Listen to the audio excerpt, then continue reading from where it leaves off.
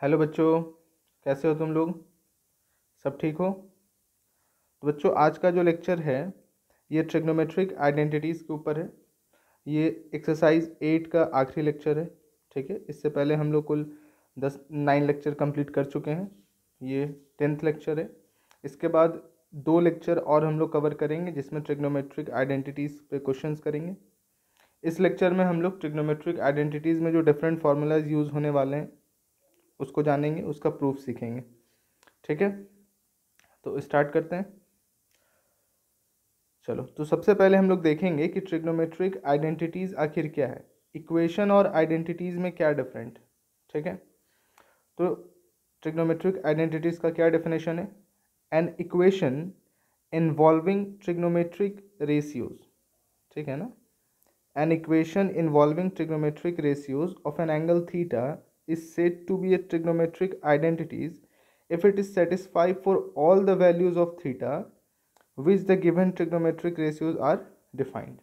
तो इसके कहने का क्या मतलब है कि जैसे मान लो यहाँ पर ये दे रखा है यहाँ पर, अब ये इक्वेशन या ट्रिग्नोमेट्रिक आइडेंटिटीज ये कैसे पता चलेगा? तो जो लेफ्ट हैंड साइड में गिवन है ना, और जो राइट हैंड साइड में गिवन है, अगर मान लो हम थीटा का 30, यहाँ पर थीटा का वैल्यू 30 डिग्री लेते हैं, तो जो रिज़ल्ट हमको RHS LHS में मिलने वाला है, RHS में भी सेम रिजल्ट हमको मिलेगा। वो थीटा का कोई भी हम वैल्यू ले ले, हर एक वैल्यू पे ये दोनों LHS और RHS सेटिस्फाई करे, इसको हम लोग क्या बोलते हैं? Trigonometric identities. ठीक है, क्लियर है ना?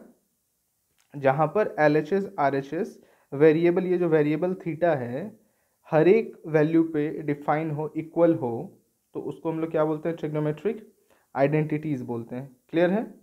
अब ट्रिग्नोमेट्रिक आइडेंटिटीज हो गया। अब इक्वेशन किसको बोलते हैं? ये देखो, ये जो है ये एक इक्वेशन है। ये इक्वेशन कैसे है? क्योंकि यहाँ पर जो गिवन है cos theta is equal to 0। ठीक है, ये थीटा का सिर्फ एक वैल्यू के लिए पॉसिबल है। जैसे अगर यहाँ थीटा हम 90 डिग्री लेते हैं, इसके लिए क्या आएगा? थीटा 90 डिग्री सिर्फ एक इसी वैल्यू के लिए पॉसिबल है। तो ऐसे गिवन एक्सप्रेशन को हम लोग क्या बोलेंगे? इक्वेशन बोलते हैं। क्या बोलते हैं? इक्वेशन। बात समझ में आ गया? एक और देखते हैं आइडेंटिटीज का एग्जांपल। जैसे मान लो अगर हम लिखें सेक थीटा बराबर 1/cos थीटा। ठीक है, या तुम ऐसे भी लिख सकते हो साइन थीटा इज इक्वल 1/कोसेक थीटा। ये ऐसा क्या है कि अगर तुम थीटा का कोई भी वैल्यू ले लो उसके लिए सेक थीटा, यहाँ कॉस थीटा में थीटा का कुछ भी तुम वैल्यू ले लो, जो लेफ्ट हैंड साइड में रिजल्ट आएगा वही RHS में रिजल्ट आएगा। जैसे मान लो अगर थीटा का वैल्यू हम 0 लेते हैं, 0 डिग्री, तो ये कितना रिजल्ट आएगा? 1/1। सेक थीटा का वैल्यू कितना आएगा? सेक 0 भी कितना होता है? 1 होता है। अगर तुम यहाँ पर 90 ले लोगे तो कॉस 90 क्या होगा? 0, तो 1/0 यानी अनडिफाइन। और सेक 90 क्या होता है? अनडिफाइन ही होता है।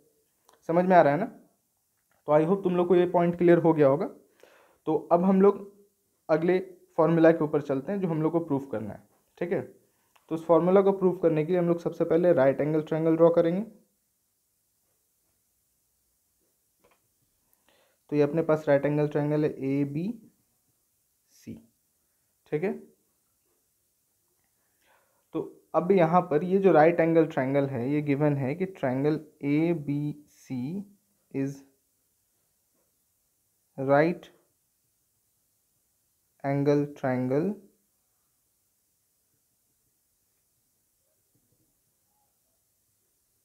right angled at B। ठीक है, right angled at B। Clear है? तो यहाँ बाय पाइथागोरस थ्योरम, अगर हम पाइथागोरस थ्योरम को हम इस्तेमाल करते हैं, ठीक है, पाइथागोरस थ्योरम का अगर हम लोग इस्तेमाल करते हैं तो हमको क्या पता है कि हाइपोटेनस का जो स्क्वायर है यानी AC² is equal to AB² plus BC²। हम इसको इक्वेशन नंबर 1 मान लेते हैं। ठीक है, ये तो हमको पता है ना, AC² is equal to AB² plus BC²। ठीक है, तो अगर हम मान लो कि late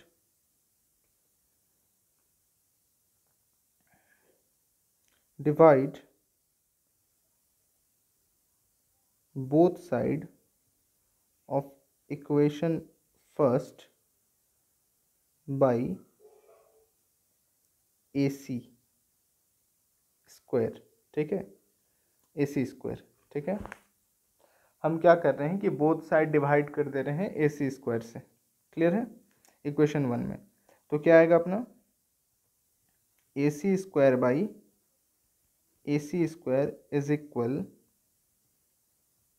AB square by AC square plus BC square by AC square, ठीक है ना।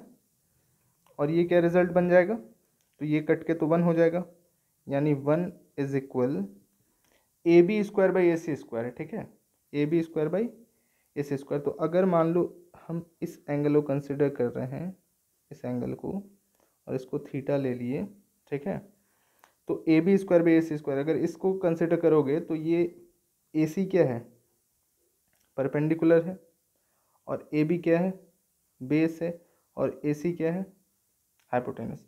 BC परपेंडिकुलर, AB बेस और AC हाइपोटेनस, ठीक है। यानी कि AB बाई AC क्या हो जाएगा, बेस का स्क्वायर बाई हाइपोटेनस का स्क्वायर, यानी कि इसको क्या लिख सकते हैं हम, कॉस स्क्वायर थीटा, और ये BC स्क्वायर यानी कि परपेंडिकुलर का स्क्वायर बाय हाइपोटेनस का स्क्वायर। इसको अगर हम ऐसा लिखे, जैसे अगर मान लो यहाँ कन्फ्यूजन हो रहा है तो इसको हम ऐसे लिख सकते हैं ना, AB बाई AC का होल स्क्वायर, और इसको क्या लिख देंगे, BC बाई AC का होल स्क्वायर, ठीक है। अब तो क्लियर है। अब क्या हो जाएगा, AB बाई AC क्या हो जाएगा, कॉस थीटा का होल स्क्वायर, तो उसको कॉस स्क्वायर थीटा लिख सकते हैं, और BC बाई AC यानी साइन थीटा का होल स्क्वायर क्या हो जाएगा, साइन स्क्वायर थीटा। तो यहाँ से क्या रिजल्ट निकल के आता है कि sine square theta plus cos square theta का रिजल्ट क्या निकल के आ गया, 1 आ गया, है ना। तो अपने पास क्या रिजल्ट निकल के आ गया, एक नया रिजल्ट कि sine square theta plus cos square theta is equal to 1 होता है, ठीक है। ये थीटा का हर एक वैल्यू के लिए पॉसिबल है, ये थीटा का हर एक वैल्यू के लिए पॉसिबल है, ठीक है। चेक कर लेते हैं। अगर मान लो थीटा को हम 0 डिग्री लेते हैं तो साइन 0 क्या हो जाएगा, 0 प्लस कॉस स्क्वायर 0 डिग्री यानी 1 का स्क्वायर बराबर 1, तो आ गया ना 1 बराबर 1, ठीक है। अगर थीटा का वैल्यू हम 90 डिग्री ले लेते हैं तो कितना आ जाएगा, साइन 90 1 होता है, कॉस 90 0 होता है, बराबर 1, 1 का स्क्वायर 1 यानी 1 इज इक्वल टू 1। तो ये 0 पे भी वैलिड है, 90 भी वैलिड है, तो बीच में हर एक के लिए वैलिड है। बात समझ में आ रहा है। तो ये जो फॉर्मूला अपने पास आया, sign square theta plus cos square theta बराबर 1, इसके लिए थीटा जो है ये लाई करेगा 0 डिग्री से बड़ा होगा, या 0 डिग्री के बराबर भी हो सकता है, एंड 90 डिग्री के बराबर भी हो सकता है, और 90 डिग्री से छोटा होगा, ठीक है। तो ये फॉर्मूला इस केस के लिए वैलिड है। तो इस पे देखो ऑब्जेक्टिव क्वेश्चन बना सकता है, ऑप्शन दे देगा 4 ऑप्शन कि sine square theta plus cos square theta is equal to 1 is valid for, theta is valid for, ये ऑप्शन 1 दे देगा। दूसरा दे देगा theta is less than 0 degree, sorry greater than 0 degree, less than is equal to 90 degree. एक और option दे देगा 0 degree से छोटा होना चाहिए और 90 डिग्री से बड़ा होना चाहिए, ऐसा दे देगा। या फिर ये दे देगा 0 डिग्री, कुछ भी दे सकता है, ठीक है, कुछ भी रिजल्ट करके ऐसा दे देगा, ठीक है। तो इसमें से करेक्ट ऑप्शन चूज करना होगा। तो अपना करेक्ट ऑप्शन कौन सा होगा, ये, क्योंकि ये जो फॉर्मूला है it is valid for 0 degree, 90 degree also, and theta lie between 0 degree to 90 degree, ठीक है। तो ये सारा का सारा जो है ये पॉइंट ये गलत है ना। समझ में आ गया। थीटा का वैल्यू पूछ देगा, थीटा कहाँ से कहाँ तक लाई कर रहा है, क्लियर है। चलो अब अगले केस में आते हैं। तो इक्वेशन 1 अपना क्या था, AC square is equal to BC square plus AB square, है ना।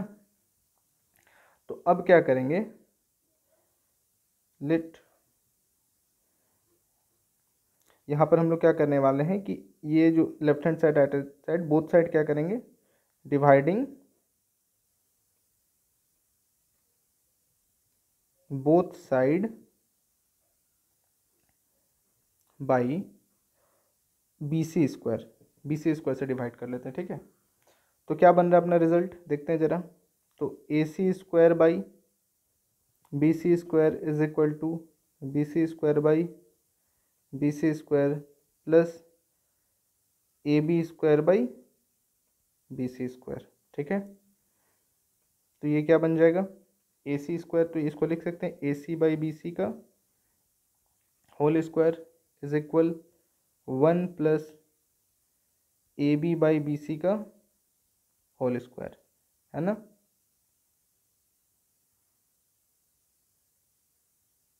ऐसा लिखा जा सकता है। ठीक है, तो अब देखो जरा ए सी बाई बी सी, ए सी क्या है अपना, ए सी है हाइपोटेनस और बी सी क्या है, बी सी है परपेंडिकुलर, है ना। ए सी है हाइपोटेनस, बी सी है परपेंडिकुलर, तो हाइपोटेनस बाय परपेंडिकुलर क्या होता है, हाइपोटेनस बाय परपेंडिकुलर क्या होता है, याद करो जरा, सेक थीटा होता है ना। तो यहाँ पर क्या लिख सकते हैं, सेक थीटा का होल स्क्वायर यानी सेक स्क्वायर थीटा बराबर 1 प्लस ए बी क्या है अपना, ए बी है बेस और बी सी है परपेंडिकुलर। तो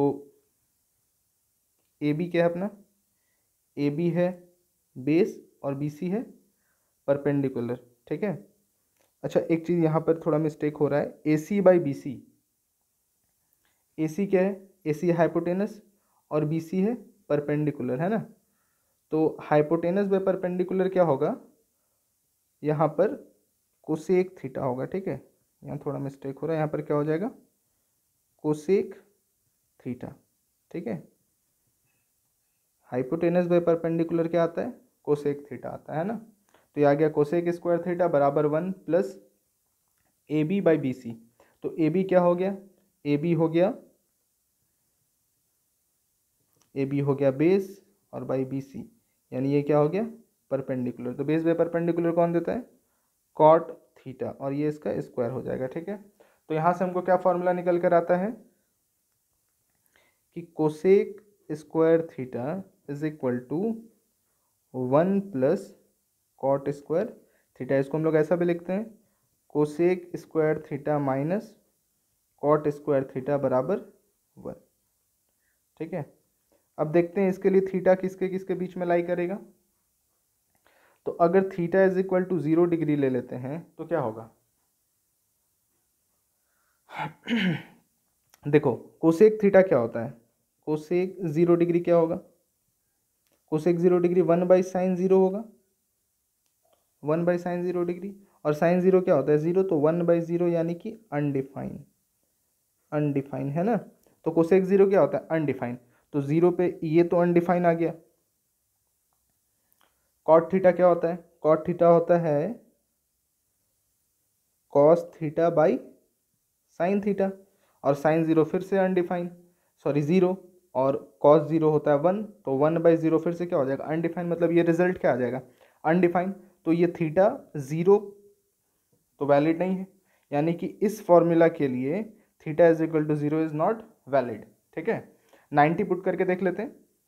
तो अगर थीटा इज इक्वल टू 90 ले लेते हैं तो कोसेक थीटा क्या आ जाएगा, कोसेक थीटा आ जाएगा 1, क्योंकि कोसेक थीटा क्या होता है, कोसेक 90 क्या आ जाएगा 1 बाई साइन 90, तो 1 बाई 1 यानी कि 1।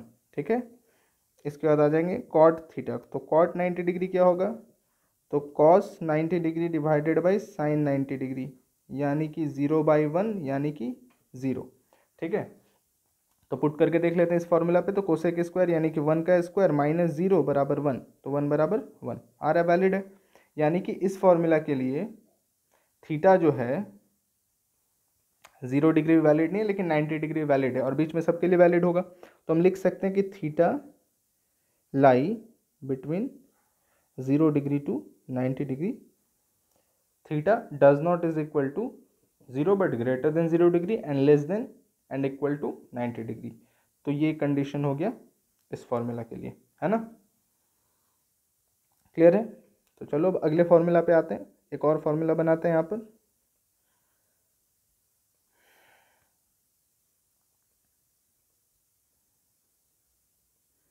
तो अब क्या करेंगे, इक्वेशन 1 को फिर से लिख लेते हैं, तो ए सी स्क्वायर बराबर A B square plus B C square, है ना। तो एक बार हम लोग ए सी स्क्वायर से भी डिवाइड करके देख लिए, बी सी स्क्वायर से भी डिवाइड करके देख लिए। अब यहाँ पर क्या करेंगे, dividing both side by A B square. ठीक है, तो क्या आ जाएगा, तो A C square by A B square is equal A B square by A B square plus B C square by A B square, है ना। तो ये क्या मिल जाएगा, तो इसको लिख सकते हैं हम A C by A B का होल स्क्वायर, ये हो गया 1 plus B C by A B का होल स्क्वायर। ठीक है, तो A C by A B, ए सी है हाइपोटेनस, ए बी है बेस और बी सी है परपेंडिकुलर। तो hypotenuse by base, hypotenuse by base क्या देगा, सेक थीटा देगा, है ना। तो सेक थीटा और ये स्क्वायर हो गया, तो सेक स्क्वायर थीटा बराबर 1 प्लस बी सी हो गया परपेंडिकुलर और ए बी हो गया बेस, यानी परपेंडिकुलर और बेस, तो ये हो जाएगा tan थीटा और ये स्क्वायर है तो ये स्क्वायर हो गया। इसको एक और तरीके से लिख सकते हैं कि sec square theta minus tan square theta is equal to 1। ठीक है, तो एक ये फॉर्मूला बन गया अपने पास, किसके किसके बीच में, सेक और टैन के बीच में। अब देख लेते हैं थीटा कहाँ कहाँ लाई कर रहा है इस फॉर्मूला के लिए।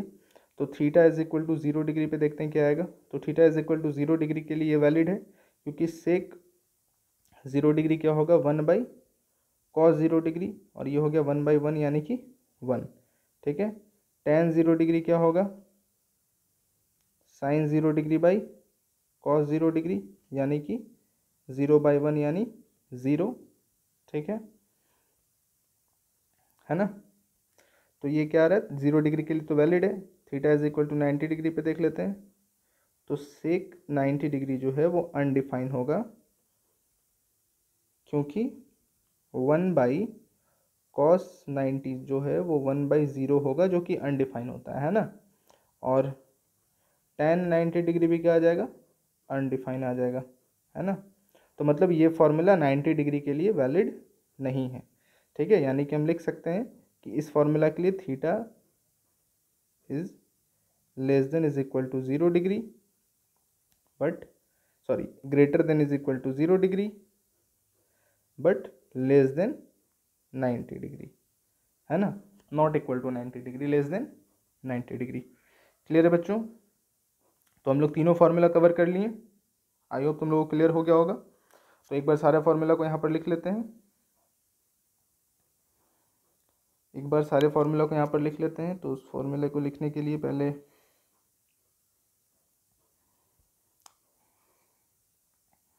तो यहाँ पर लिख लेते हैं फार्मूला सारा। पहला है sine square theta plus cos square theta बराबर 1, और इसमें थीटा जो है greater than is equal to 0 degree, less than is equal to 90 degree. अगला फॉर्मूला है, अच्छा इस फॉर्मूला को और हम डिफरेंट तरीके से लिख सकते हैं, जैसे साइन स्क्वायर थीटा बराबर 1 माइनस कॉस स्क्वायर थीटा, है ना, कॉस को उधर भेज दिए, कॉस स्क्वायर थीटा बराबर 1 माइनस साइन स्क्वायर थीटा। इसी को तुम और बढ़ा करके लिख सकते हो इसको, जैसे sine theta is equal to under root 1 minus cos square theta, cos theta is equal to under root 1 minus sine square theta. ठीक है, अगला फॉर्मूला है